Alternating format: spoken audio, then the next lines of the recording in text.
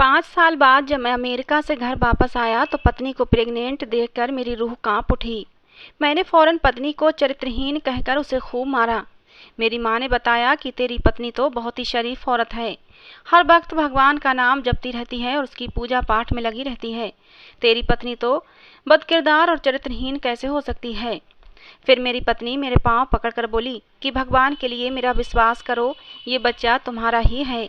जब बच्चा पैदा हो जाए तो तुम डीएनए टेस्ट करवा कर देख लेना। जब डिलीवरी वाले दिन बच्चे का टेस्ट करवाया तो मेरे सर पर आसमान गिर पड़ा, क्योंकि वो बच्चा तो मेरा ही था। लेकिन कैसे? मेरा नाम सागर है और आज से 5 साल पहले मेरी शादी हुई थी, जिसमें मेरी पसंद बिल्कुल भी शामिल नहीं थी। मेरा दिल उस समय बहुत उदास था, क्योंकि मैंने सुन रखा था कि मेरी पत्नी सांवले रंग की है और मैं तो खूबसूरती पर मरने वाला था। मुझे खूबसूरत लड़कियां भाया करती थीं। मैं गोरे रंग को पसंद करता था और फिर मेरी दुल्हन सांवली सलोनी थी, जिसे देखने का मेरा दिल बिल्कुल भी नहीं कर रहा था। मैंने अपनी माँ से शिकायत की कि मेरी शादी एक काली लड़की से क्यों करवा रही हो, तो माँ ने मुझसे कहा था कि देखो सागर, तुम परदेश में नौकरी करते हो, शादी के बाद वापस चले जाओगे। मैं बहू सिर्फ इसलिए ला रही हूँ ताकि वो मेरे घर के काम कर सके। तुम जानते हो नौकरानियाँ आजकल कितनी महंगी हो गई हैं। तुम खुद सोचो, अगर मैं कोई खूबसूरत लड़की लाऊंगी तो फिर क्या वो मेरे घर के काम करेगी? तुम उसे यहाँ पर छोड़ कर जाना, वो घर की सफाई करेगी, बर्तन धोएगी, खाना पकाएगी, कपड़े धोएगी, घर का सारा काम करेगी। घर की पूरी जिम्मेदारी मैं उसके सर पर डाल दूंगी। और रही बात तुम्हारी, तो तुम वहाँ परदेश में जाकर किसी गोरी लड़की से शादी कर लेना। मेरी तरफ से खुली छूट है। मुझे मेरी माँ की ये बात बिल्कुल सही लगी। लेकिन माँ, मैंने सुना है कि वो लड़की पढ़ी लिखी है, एमए पास है, तो क्या वो आपके घर के काम करेगी? मैंने अपनी माँ से पूछा तो उन्होंने कहा, हाँ मैं करवाऊंगी, बस तुम जाओ अमेरिका और वहाँ जाकर शादी कर लेना, यहाँ का मामला मुझ पर छोड़ दो। मैंने सोचा मेरी माँ सही कह रही है, मैं तो परदेश चला जाऊँगा। ठीक है, वो पीछे से मेरी माँ का सहारा बनेगी। मुझे मेरी माँ ने परदेश में शादी करने की भी अनुमति दे दी थी, इसलिए मैं खुश हो गया।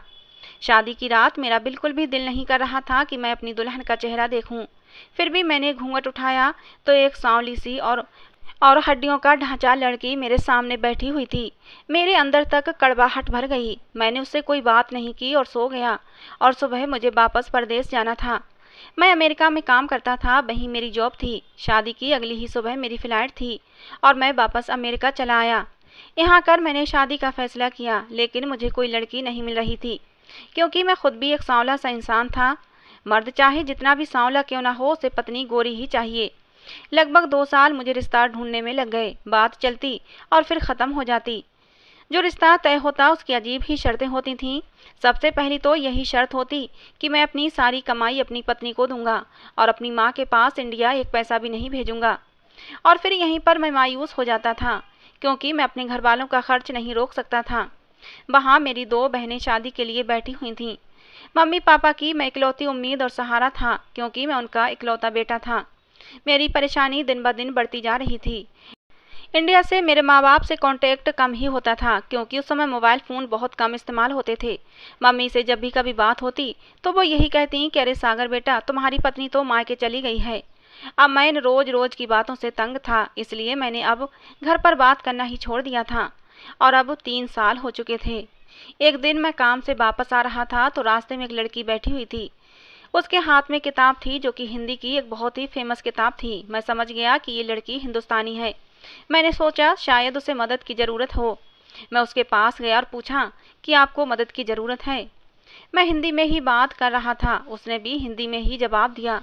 उसने कहा, हाँ मैं 2 दिन पहले ही इंडिया से आई हूँ और यहाँ अपने रिश्तेदार के पास ठहरी हूँ। वो लोग पता नहीं कहाँ चले गए। मुझे बाजार से कुछ लेना था। जब घर वापस गई तो उनके घर पर ताला लगा हुआ था। मुझे उसकी बात सुनकर दुख हुआ। मैंने उससे कहा कि आप मेरे साथ चलें। मेरी बात पर उसने हैरत से मुझे देखा। उसने अपने चेहरे पर मास्क लगा रखा था, लेकिन उसकी हसीन काली बड़ी बड़ी आंखें दिखाई दे रही थीं, जिसमें काजल के साथ साथ हैरानगी भी भरी हुई थी। मैं तो उसकी आंखों में खोसा गया था। वो कहने लगी, मैं ऐसे कैसे आपके साथ चली जाऊं? उसके हाथ दूध जैसे सफ़ेद थे, जिन्हें देखकर मुझे अंदाजा हो गया था कि वो लड़की बहुत ही खूबसूरत और हसीन है। मैंने उससे कहा, तो क्या आप इस तरह सड़क पर रात गुजारेंगी? मेरे कहने पर वो सोच में पड़ गई। वाकई रात बहुत हो चुकी थी। वो मुझसे पूछने लगी कि आपके घर में कौन कौन है। मैंने उसे कहा कि मैं एक कमरे में अकेला रहता हूँ, मेरे पास घर नहीं है, सिर्फ एक कमरा है जो किराए पर लिया हुआ है। मैंने उसको सारी बातें सच सच बता दी थीं। वो थोड़ी देर तक इस बात पर सोच विचार करती रही, फिर बोली, अगर आप अभी और इसी समय मुझसे शादी कर लें तो मैं आपके साथ चली चलती हूँ। उसकी बात सुनकर मैं तो हैरान रह गया। भला शादी कोई गुड़िया गुड्डों का खेल है जो अभी और इसी वक्त हो जाती। मुझे समझ नहीं आ रहा था कि इतनी खूबसूरत लड़की मुझे खुद शादी करने के लिए क्यों कर रही थी, और वो भी बिना किसी शर्त के। खैर, उसकी बात सुनकर मैं तो खुश हो गया था, क्योंकि मैं भी एक खूबसूरत लड़की से शादी करना चाहता था। न जाने कब से एक खूबसूरत लड़की की तलाश में था, और जब मुझे खूबसूरत लड़की मिल ही गई थी तो फिर मैं यह मौका हाथ से क्यों जाने देता। मैंने उसी समय जाकर उसके साथ कोर्ट मैरिज कर ली और खुशी खुशी उसे अपने छोटे से कमरे में लेकर आ गया। इस छोटे से कमरे में ही चूल्हा रखा हुआ था जहाँ पर मैं खुद खाना बनाता था, और आज देर हो गई थी इसलिए मैंने खाना नहीं बनाया था। उस लड़की ने अपना नाम मीरा बताया था। मीरा ने कहा कि मैं खाना बनाती हूँ, तब तक आप फ्रेश हो जाएं। मीरा ने बहुत ही स्वादिष्ट खाना बनाया। मेरी तो खुशी की कोई हद ही नहीं थी। मैंने मीरा से कहा कि अब तो हमारी शादी हो गई है, अब तुम अपने चेहरे से ये मास्क हटा दो, मुझे अपना चेहरा दिखाओ ताकि मुझे भी पता चले कि मेरी पत्नी कैसी है। मेरे कहने पर उसने अपने चेहरे से मास्क हटाया तो मैं देखकर हैरान हो गया, क्योंकि वो तो मेरे ख्यालों से भी ज़्यादा सुंदर थी। मैं बहुत खुश हुआ, और फिर एक हफ्ता हमने बहुत ही खुशी से गुजारा। मैं रोजाना काम से वापस आता तो वो खाना पहले से ही बनाकर रख देती थी। मैं सुबह उठता तो मेरे लिए नाश्ता तैयार होता था। मेरी जिंदगी तो जैसे स्वर्ग बन गई थी। लेकिन एक दिन जब मैं घर आया तो वो मुझे घर पर नहीं मिली। मुझे लगा शायद वो कहीं गई हुई है, थोड़ी देर में वापस आ जाएगी। लेकिन मुझे एक खत मिला। उस खत में लिखा था कि उसके रिश्तेदार वापस आ गए हैं और वो अपने रिश्तेदारों के पास जा रही है। खत क्या था, मेरी बर्बादी की थी। खत को पढ़कर मेरे सर पर आसमान गिर गया था, पैरों तले से जमीन फिसल गई थी। मेरे पास तो उसका कोई पता ठिकाना भी नहीं था। मैं पागलों की तरह उसे ढूंढने लगा, लेकिन ढूंढता भी तो कहाँ ढूंढता। वो तो मुझे एक सड़क पर मिली थी। उसे ढूंढते ढूंढते 8 महीने गुजर गए, लेकिन वो मुझे ना मिली। मैं डिप्रेशन में चला गया और दिमागी मरीज बनता जा रहा था। मैंने उसके साथ जितना समय गुजारा था वो मेरे लिए बहुत ही खूबसूरत समय था। इतने समय में ही मुझे उससे मोहब्बत हो गई थी। अब तो उसके बिना रहने के ख्याल से ही डर लगने लगा था। लेकिन पता नहीं क्या कारण था कि वो मुझे छोड़कर चली गई थी। मीरा के बिना ऐसा लगता था जैसे मेरी जिंदगी का कोई मकसद ही नहीं है। मेरे लिए अब अमेरिका में काम करना मुश्किल हो गया था। और फिर एक दिन मैंने इंडिया वापस जाने का फैसला कर लिया, और फिर मैं इंडिया वापस चला आया। मेरी माँ बहुत गुस्से में थी। मेरी माँ ने कहा कि तेरी पत्नी ने 4 साल तो यहाँ काम करके गुजारे, और फिर वो तंग आ गई और कहने लगी कि तुम्हारा बेटा न मुझसे बात करता है ना ही यहाँ इंडिया आता है, तो भला मैं तुम्हारी सेवा क्यों करूँ। मैं तुम्हारी कोई फ्री की नौकरानी नहीं हूँ। ये कहकर तुम्हारी पत्नी अपने भाई के घर चली गई। मैं उसे लेने गई, लेकिन उसके भाई ने मुझे बेइज्जत करके घर से निकाल दिया। अब तुम आ गए हो तो जाओ और उसे लेकर आओ। अब इस उम्र में मुझसे घर के काम नहीं होते। जब से वो गई है, घर का काम कर करके मेरा और मेरी बेटियों का हाल खराब हो गया है। जा और जाकर उसे लेकर आ। मुझे अपनी पत्नी पर बहुत गुस्सा आया। वो काली कलूटी सी लड़की, उसके इतने नखरे। मैंने उसे शादी करके उसे सहारा दिया और उसके नखरे इतने चढ़ गए कि वो मेरी माँ की बेइज्जती करके चली गई। मैं उसी गुस्से में उससे मिलने के लिए उसके भाई के घर पहुंच गया, लेकिन उसके भाई ने मुझे मिलने नहीं दिया। मैंने खूब हंगामा किया कि मुझे मेरी पत्नी चाहिए। मेरे बहुत ज़्यादा हंगामा खड़ा करने पर आस पड़ोस के लोग भी इकट्ठा हो गए थे, और फिर सबके कहने सुनने के बाद मेरे पत्नी के भाई ने मेरी पत्नी को मेरे साथ हवाले कर दिया। मैं उसे लेकर घर आ गया। उस समय तो मैंने ज़्यादा ध्यान नहीं दिया था, लेकिन जैसे ही घर में दाखिल हुआ तो मेरी माँ की चीख निकल गई मेरी पत्नी को देखकर। अब मैंने भी अपनी पत्नी की तरफ गौर से देखा तो मेरा भी ऊपर का सांस ऊपर और नीचे का नीचे रह गया। मेरी पत्नी का पेट तो बड़ा हुआ था, जैसे कि उसके पेट में 9 महीने का बच्चा हो। मेरी माँ ने खूब हंगामा किया और कहा, ये तो चरित्रहीन लड़की है, अब ये मेरे घर में नहीं रह सकती। पता नहीं किसका पाप अपनी कोख में पाल रही है। मेरा बेटा तो यहाँ 5 साल से था ही नहीं। मैंने भी देखा और महसूस किया कि हाँ, वाकई वो प्रेग्नेंट है। मैं भी उस पर चीखना चिल्लाना शुरू कर दिया और उसे बदकिरदार चरित्रहीन कहकर घर से निकालना चाहा, और उसका हाथ पकड़कर उसे खींचकर घर से बाहर निकालने भी लगा। तो वो मेरे कदमों में बैठ गई और बोली, सागर, मैं कसम खाकर कहती हूँ ये बच्चा आपका है। अगर आपको मेरी बात पर विश्वास नहीं तो बच्चा पैदा होने के बाद DNA टेस्ट करवा लेना। डॉक्टर ने कुछ दिन बाद ही मुझे डिलीवरी की डेट दी है। मुझे डिलीवरी तक का समय दे दो, दूध का दूध और पानी का पानी हो जाएगा। मैंने कहा, इसमें दूध का दूध और पानी का पानी होने की क्या बात है? जब मैं 5 साल से यहाँ था ही नहीं तो तुम भला मेरे बच्चे की माँ कैसे बन सकती हो? ये तो साफ है कि तुम्हारे पेट में पलने वाला बच्चा नाजायज है। ये मेरा बच्चा नहीं है। मेरी माँ भी मेरी हाँ में हाँ मिला रही थी, लेकिन मेरी पत्नी रो रो कर मुझसे थोड़ा सा समय मांग रही थी, जिस पर मेरी माँ ने कहा, चलो ठीक है, इसे थोड़ा सा समय दे दो। मैंने अपनी माँ से कहा कि माँ, ये कैसे हो सकता है? मैं तो 5 साल से अमेरिका में रह रहा हूँ, फिर ये बच्चा कैसे हो गया? माँ ने मुझे समझाया कि बेटा, मोहल्ले में तमाशा बनेगा, क्या फ़र्क पड़ता है? इसकी डिलीवरी में कुछ ही समय बाकी है, बच्चा पैदा होते ही हम डीएनए टेस्ट करवा लेते हैं, सब सच सामने आ जाएगा। और अगर ये बच्चा तुम्हारा नहीं निकला तो फिर हम इसके भाई से कहेंगे कि अगर अपनी बहन की शादी बचाना चाहते हो तो हमें 20 लाख रुपये दो, क्योंकि तुम्हारी बहन एक चरित्रहीन लड़की है और उसके पेट में किसी और का बच्चा है। और ये तो डीएनए टेस्ट में साबित हो ही जाएगा कि ये बच्चा तुम्हारा नहीं है। फिर हम उन लोगों को ब्लैकमेल करके उनसे पैसा ले लेंगे। मुझे विश्वास है कि इसका भाई अपनी इज्जत बचाने के लिए पैसे दे देगा। मेरी माँ ने मुझे ये पट्टी पढ़ाई तो मैं भी सोच में पड़ गया। मैंने उसे घर के अंदर कर लिया और डिलीवरी का इंतज़ार करने लगा। यहाँ तक कि डिलीवरी का दिन भी आ गया और मेरी पत्नी ने एक बेटे को जन्म दिया। वहीं पर मैंने डॉक्टर से कहा कि इस बच्चे का डीएनए टेस्ट करें, और जब डॉक्टर ने बच्चे का डीएनए टेस्ट किया और उसकी रिपोर्ट सामने आई तो मेरे पैरों तले से ज़मीन निकल गई, क्योंकि ये तो सच में ही मेरा बच्चा था। मुझे विश्वास नहीं आ रहा था। मैं गुस्से में आ गया और डॉक्टर से कहा कि आपने गलत रिपोर्ट बनाई है। मेरी माँ ने भी कहा कि ये रिपोर्ट गलत है, लेकिन डॉक्टर जिद पर आए हुए थे कि ये रिपोर्ट एकदम सही है।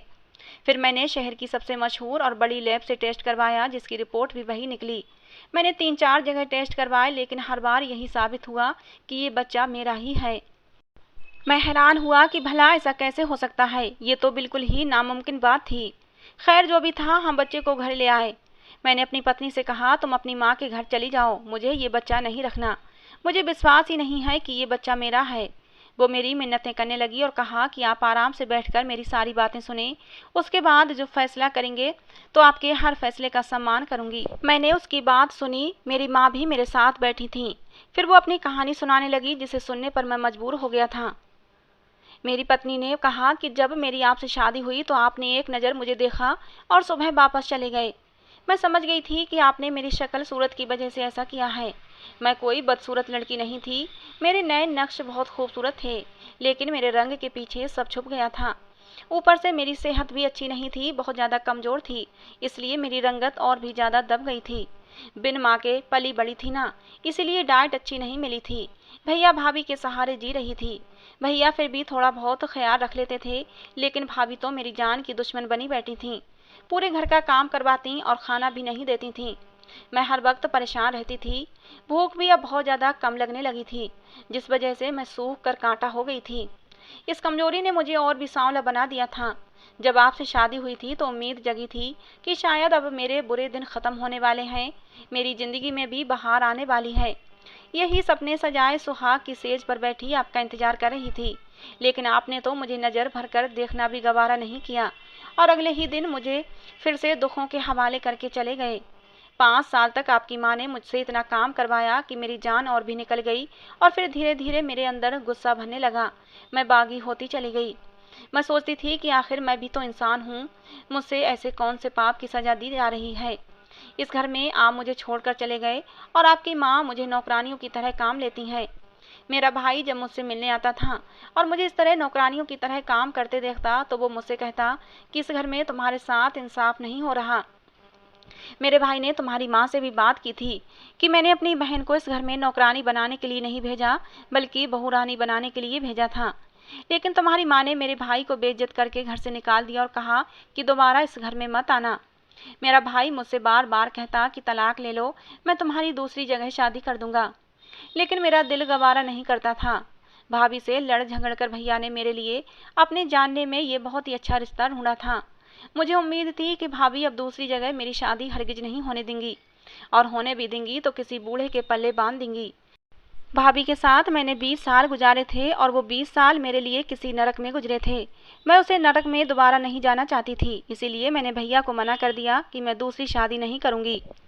मेरी माँ की एक रिश्तेदार अमेरिका से आई हुई थी, उनका नाम सीमा है। उन्होंने मेरी हालत देखी तो मुझे पहचान नहीं पाई। मुझसे कहा कि तुम वही लड़की हो जिसे मैंने आज से 15 साल पहले देखा था। विश्वास ही नहीं आ रहा कि तुम ऐसी हो गई हो। आखिर तुम्हें हुआ क्या है? मैंने उन्हें अपने सारे हालात बताए। फिर सीमा मासी ने एक तरकीब सोची और मुझसे कहा कि वो मुझे अमेरिका ले जाएंगी और आपसे मिलवाएंगी। मैंने उनसे कहा कि ऐसा कैसे हो सकता है? उन्होंने तो मेरी शक्ल देखना भी गवारा नहीं की थी। तो आप कैसे मुझे स्वीकार करेंगे? सीमा मासी ने कहा, ये बात तो मुझ पर छोड़ दो, बस जैसा कहती हूँ वैसा ही करो। सीमा मासी ने मुझे गोरे होने के इंजेक्शन लगवाए, जिससे कुछ ही हफ्तों में मेरा रंग चमकने लगा था। यहाँ तक कि मैं खुद भी अपने रंग को देखकर हैरान रह गई थी। सीमा मासी ने बताया, ये रंग गोरा करने वाले इंजेक्शन हैं जिन्हें सब लगवाते हैं। फिर उन्होंने मेरे कागजात बनवाए और मुझे अपने साथ अमेरिका ले गईं और वहाँ पर मेरी डाइट को मेंटेन किया। मुझे खूब खिलाया पिलाया, जिससे मेरी सेहत अच्छी होती चली गई। जब मैं आपकी माँ के साथ रहती थी तब मुझे आपके कमरे में एक डायरी मिली थी। उस डायरी में आपके रहने का पता लिखा हुआ था कि आप अमेरिका में किस जगह पर रहते हैं। वो एड्रेस मैंने नोट कर लिया और मासी को वो एड्रेस दे दिया। मासी ने उस जगह का पता निकलवा लिया। एक दिन आप वहाँ से गुजर रहे थे तो मासी ने मुझसे कहा कि तुम यहाँ पर बैठ जाओ। जैसे ही वो इधर आएगा उसका ध्यान तुम्हारी तरफ चला जाएगा। और फिर ऐसा ही हुआ, आपका ध्यान मेरी तरफ चला गया। मेरा रंग और मेरी सेहत के बदलाव की वजह से आप मुझे पहचान नहीं पाए। आपने तो मुझे देखा ही नहीं था। आपने अनजान लड़की समझकर मुझसे शादी कर ली। हालांकि इसकी ज़रूरत नहीं थी, मैं तो पहले ही आपकी पत्नी थी। अच्छी डाइट लेने की वजह से मेरा शरीर भर गया था और मेरा रंग भी खिल गया था। लेकिन मेरा रंग सिर्फ कुछ समय के लिए था, क्योंकि इंजेक्शन लगने से रंग गोरा हुआ था। इंजेक्शन का असर ख़त्म होते ही मेरा रंग फिर से सांवला हो जाना था। और फिर शादी के बाद मैं तुम्हारे साथ रहने लगी थी, लेकिन इंजेक्शन का असर ख़त्म होते ही मेरा रंग फिर से सांवला होना शुरू हो गया था। तो फिर मैं वहाँ से निकल आई। मेरा वीज़ा भी पूरा हो गया था। 21 दिन का मेरा वीज़ा था और फिर मैं वापस चली आई इंडिया। इंडिया आकर मुझे मालूम हुआ कि मैं प्रेग्नेंट हूँ। मेरे घर वालों ने कहा कि तुम हिम्मत से काम लो और यहीं पर रहो। सारी हकीकत हम तुम्हारे पति को बता देंगे। मेरी पत्नी ने सारी कहानी मुझे सुनाई और सबूत के तौर पर अमेरिका में हुई हमारी शादी के पेपर भी मुझे दिखा दिए। कुछ और चीज़ें भी थीं उसके पास जो मैंने उसे अमेरिका में दी थीं, वो भी उसने मुझे दिखाई। जब मैंने उसे गौर से देखा तो उसकी वही काली बड़ी बड़ी आंखें थीं जिन पर मैं फिदा हो गया था। आवाज़ भी तो उसी की थी। यकीनन ये वही लड़की थी जिसे मैं इतने दिनों से ढूंढता फिर रहा था। फ़र्क सिर्फ इतना था कि उसका रंग फिर से सांवला हो चुका था। मैं इतना ज़्यादा गुस्से में हो गया था कि मैंने मीरा को गौर से देखा ही नहीं। मुझे तो जैसे ही पता लगा था कि मेरी पत्नी मेरे बिना ही प्रेग्नेंट है, तभी मैं इतना गुस्सा हो गया था कि उसे मारना पीटना शुरू कर दिया था। अगर मैं पहले ही उस पर ध्यान देता तो शायद मुझे पता चल जाता कि ये तो मेरी ही मीरा है जिससे मैंने अमेरिका में शादी की थी। अब मुझे विश्वास हो गया कि ये बच्चा मेरा ही है। मेरी माँ ने कहा कि ये सब झूठ बोल रही है, झूठी कहानी सुना रही है, इसकी कहानी पर विश्वास मत करना। मैंने फ़ौरन अपनी माँ को हाथ उठाकर कुछ भी बोलने से रोक दिया। मैंने कहा, नहीं माँ, ये लड़की झूठ नहीं बोल रही, ये सच बोल रही है। ये वही लड़की है जिससे मैंने अमेरिका में शादी की थी और ये बच्चा मेरा ही है, मैंने कहा। और फिर मैं उसे अपने साथ रखने पर मजबूर हो गया। लेकिन अब भी पता नहीं क्यों मेरा दिल उसकी तरफ नहीं खिंचता था। ना ही मैं उसकी तरफ देखता था और ना ही बच्चे की तरफ। पता नहीं क्यों मैं अपनी पत्नी को वो मोहब्बत नहीं दे पा रहा था जो मैंने अमेरिका में मीरा को दी थी। हालांकि दोनों एक ही थीं, अंतर सिर्फ रंग का था। इसी तरह 1 महीना गुजर गया। मैं उदास था। फिर एक दिन उसने आंखों में आंसू भरकर कहा कि आप मुझे पसंद नहीं करते तो फिर मैं आपके साथ क्यों रहूं? मैं ये घर छोड़कर जा रही हूँ। बच्चा आपका है, आपके पास ही रहेगा। ये कहकर वो घर छोड़कर चली गई। मैं दूसरे कमरे में सोता था और मीरा बच्चे को लेकर अलग कमरे में सोती थी। वो चली गई मगर मुझे कोई फ़र्क नहीं पड़ा। सारा दिन बच्चा रोता रहा। मुझे अजीब सा महसूस होने लगा क्योंकि मेरी माँ और बहनों में से किसी ने भी बच्चे को हाथ नहीं लगाया था। यहाँ तक कि रात हो गई और बच्चा भूखा पड़ा रहा। मैं भी सोने के लिए लेट गया, लेकिन बच्चे के रोने की आवाज़ सुनकर मैं बेचैन हो रहा था। मुझे नींद नहीं आ रही थी। मैं उसकी आवाज़ को नज़रअंदाज करने की पूरी कोशिश कर रहा था, लेकिन कर नहीं पा रहा था। और आखिरकार मैं उठा कमरे में गया तो बच्चे की हालत भूख की वजह से बहुत ख़राब थी। मैंने उसे उठाया, लेकिन मैं उसे क्या खिलाता? उसकी माँ तो चली गई थी। जैसे ही मैंने उसे अपनी गोद में उठाया, मुझे एक अजीब सा एहसास होने लगा। ऐसा लगा कि जैसे इस दुनिया में मेरा भी कोई अपना है। लेकिन अगले ही पल मुझे एहसास हुआ कि मेरा बच्चा बहुत भूखा है। मैं उसी समय उसे डॉक्टर के पास ले गया और डॉक्टर से कहा कि डॉक्टर साहब बच्चे के लिए कुछ बताएं, क्योंकि बच्चा बहुत भूखा है और बच्चे की माँ इस समय घर पर नहीं है। डॉक्टर ने मुझे डिब्बे वाला दूध लिखकर दे दिया। मैंने फौरन दूध लिया और घर आया, फीडर में दूध बनाकर उसे पिलाया। बच्चे को आराम आ गया और मैंने उसे अपने साथ ही सुला लिया। रात में थोड़ी थोड़ी देर के बाद वो जागता रहा और मैं उसके लिए दूध बनाता रहा और उसे पिलाता रहा। एक रात अपने बच्चे के साथ गुजारने के बाद मुझे लग रहा था जैसे मेरी जिंदगी में कोई आ गया है, मेरे जीने का सहारा मुझे मिल गया है। वरना अब तक तो मैं दूसरों के लिए जी रहा था। अब तक मैं पैसा कमाने की मशीन बना हुआ था घर वालों के लिए। कुछ दिन अपने बच्चे के साथ गुजारने के बाद मुझे अपने बच्चे से बेहद लगाव हो गया। मैं खुद को उससे मोहब्बत करने से रोक नहीं पाया, क्योंकि वो मेरी ही औलाद थी, मेरा ही खून था। मैंने उसे कसकर बाहों में भर लिया और उसे चूम लिया। मुझे एहसास हुआ कि मेरे बेटे को माँ की ज़रूरत है। मैं मीरा के मायके गया उसे लेने के लिए, लेकिन वो नहीं आई। अगली बार मैं बच्चे को लेकर गया और उसे कहा कि मेरे लिए नहीं आओ तो कम से कम इस बच्चे के लिए तो आ जाओ। ये हमारा बच्चा है, हम दोनों इसको मिलकर पालेंगे। इस बच्चे को हम दोनों की ज़रूरत है। मेरी बात सुनकर मीरा की आंखों में आंसू आ गए। उसने फौरन अपने बच्चे को सीने से लगा लिया। उसने अपना सामान उठाया और मेरे साथ चली आई। आज मुझे लग रहा था कि मेरा घर पूरा हो गया है। मैंने अपना बिस्तर उसी के कमरे में लगा लिया जिस कमरे में मीरा बच्चे के साथ रहती थी, क्योंकि मैं भी अपने बच्चे के साथ रहना चाहता था। मैं अब उसके बिना नहीं रह सकता था। उन दोनों को अपने कमरे में देखकर मुझे बहुत खुशी हो रही थी कि मैं शब्दों में भी नहीं बता सकता। मुझे अफसोस होने लगा कि अपनी माँ की बातों में आकर मैं इन खूबसूरत एहसास से दूर रहा पिछले 5 साल से। आज ये एहसास मुझे इस कदर खूबसूरत लग रहा था, लेकिन अभी भी मेरे और मीरा के बीच कोई बात नहीं होती थी। हम बस बच्चे के बारे में ही बातें करते थे। मुझे यह भी एहसास हुआ कि मैंने अपनी माँ की बातों में आकर मीरा के साथ बहुत नाइंसाफ़ी की है। और फिर एक दिन मैंने मीरा से माफ़ी मांगी कि मीरा मुझे माफ़ कर दो, मैंने जो भी तुम्हारे साथ किया वो गलत किया। आज मुझे एहसास हो गया है कि तुम बहुत अच्छी लड़की हो। मुझे मोहब्बत भी हुई थी तो तुमसे ही हुई थी, और अब फिर से वही अमेरिका वाली मोहब्बत तुम्हारे लिए जगने लगी है। तुमने जो कुछ भी किया था अपना हक हासिल करने के लिए किया था। मुझे तुमसे कोई गिला नहीं है। मैं तुमसे माफ़ी मांगता हूँ। हालांकि मैं माफ़ी के काबिल नहीं हूँ, लेकिन फिर भी तुमसे माफ़ी मांग रहा हूँ। मैं मीरा के सामने हाथ बांधकर उससे माफ़ी मांगने लगा तो उसकी आंखें भर आईं और उसने मुझे माफ़ कर दिया। मैंने मीरा से कहा कि मैं तुमसे वादा करता हूँ आज के बाद तुम्हें कोई दुख नहीं दूंगा और तुम्हारा ख्याल रखूंगा। मेरी ये बात सुनकर वो खुशी से खिल उठी। मैंने उससे वादा किया कि मैं तुम्हें अलग घर में रखूंगा, मगर उसने मना कर दिया। कहने लगी, मुझे अलग घर नहीं चाहिए, मैं यहीं पर खुश हूँ। मुझे बस आपकी मोहब्बत चाहिए जो मुझे मिल गई है। मुझे घर की कोई इच्छा नहीं है, और माँ बाप से बेटे को अलग करके मुझे कोई खुशी नहीं मिलने वाली। मैं ऐसी नहीं हूँ। मीरा ने कहा तो उसकी ये बात बाहर दरवाजे पर खड़ी मेरी माँ ने सुन ली और उनकी आंखें भर आईं। वो कमरे के अंदर आईं और मीरा से माफ़ी मांगने लगीं। मीरा, मुझे माफ़ कर दो, मैंने तुम्हारे साथ बहुत गलत बर्ताव किया है और आज भी तुम हमें छोड़कर जाने को तैयार नहीं हो। हालांकि तुम्हें इस बात का आज हक था। आज के बाद तुम मेरी बहू नहीं बेटी हो। मेरी माँ ने मीरा को गले लगाते हुए कहा। तो उस समय मुझे लगा कि मेरी दुनिया सच में आज पूरी हो गई है। कितनी अजीब बात है कि सिर्फ रंग के कारण मैं जिस लड़की के साथ बुरा व्यवहार कर रहा था, आज मेरा परिवार उसी ने पूरा कर दिया था। ये गोरा रंग, ये खूबसूरती तो 4 दिन की चांदनी है और समय के साथ धुंधली पड़ जाती है, मगर असल चीज़ तो इंसान की सीरत होती है जो कभी धुंधली नहीं पड़ती। मैंने भगवान का धन्यवाद किया कि उसने मुझे मीरा जैसी पत्नी दी है। मैंने भगवान से भी माफ़ी मांगी और फिर उसके बाद मेरे दिल को सुकून आ गया। आज हम इस घर में एक खुशहाल ज़िंदगी जी रहे हैं। तो दोस्तों, आज की हमारी ये कहानी आपको कैसी लगी, अपनी राय ज़रूर देना। कहानी को लेकर दोस्तों अपनी राय ज़रूर दिया करें, जिससे कि हमें पता चले कि आपको हमारी कहानी पसंद आती है या नहीं। कहानी को अंत तक सुनने के लिए आप लोगों का बहुत बहुत धन्यवाद दोस्तों। रोज़ एक नई कहानी सुनने के लिए हमारे चैनल को भी सब्सक्राइब कर लेना। मिलते हैं दोस्तों अगली किसी नई कहानी में।